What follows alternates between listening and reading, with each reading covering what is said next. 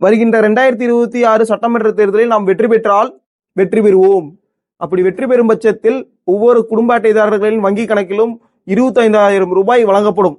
அதுதான் முதல் நாள் முதல் கையெழுத்து என்பதை இந்த கட்சி பெருமையுடன் தெரிவித்துக் கொள்கிறது. பாத்தியாடா என் தலைவனோட மனச, அவன் 1000 2000 கிள்ளி கொடுக்குறேன்றான். எங்க தலைவன் ஜெயிச்சா 25,000 ரூபாய், அதுவும் முதல் நாள் முதல் வாக்குறுதி. பேர்பட்ட பெருந்தன்மை மனசுக்கார எவன்டா இருக்கிறான் மத்த கட்சியில? இவனை ஜெயிக்க வச்சாதானடா நமக்கு நல்லது. இது ஒவ்வொரு குடும்ப அட்டைதாரர்களுக்கும் உங்க கட்சி தலைவர் 25,000 தர போறாரா? எப்படி தருவாரு? அது என்ன உங்க கட்சி நிதியில இருந்து எடுத்து தர போறாரா, இல்ல தனிப்பட்ட முறையில அவரோட சொத்துல இருந்து ஏதாவது எடுத்து தர போறாரா? சரி, போன தடவை உங்க கட்சி தலைவர் வந்துட்டு சொத்து தாக்கல் பண்ணாருல்ல, எவ்வளவு பண்ணாரு? எத்தனை 1000 கோடி ரூபாய் பண்ணாரு? அது என்ன ஒரு 1 கோடி ரூபாய் 2 கோடி ரூபாய் இருக்கும்.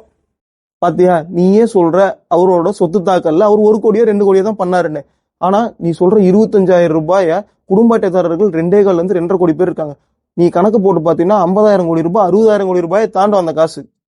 இதை கொடுக்க முடியாதுன்னு நான் சொல்ல மாட்டேன், கண்டிப்பா கொடுக்க முடியும். அப்படி கொடுத்துட்டாங்கன்னா அதை சமாளிக்க, அதை ஈடுகட்டி அடுத்து அது மூலமா வேற ஏதாவது மூலமா லாபம் எடுக்கணும்னா என்ன பண்ணணும் அப்படின்னா, நீ யூஸ் பண்ற பத்தியா உன்னோட அத்தியாவசிய பொருள்ல விலையை கூட்டணும்.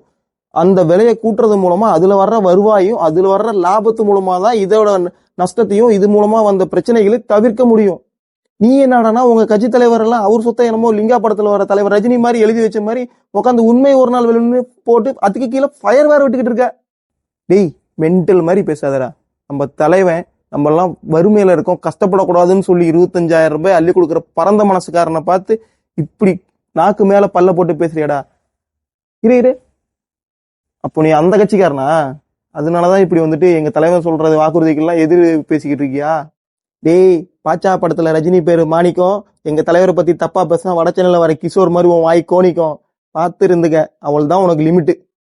எனக்கு என்ன, நீ ஓட்டு போடுவோம் தலைவனுக்கு, பொங்கி திங்கிற அரிசி 200 ரூபாய்க்கு மேல போ, அப்ப போக்குன்னு உட்காந்து நீ மூலையில அழுவு.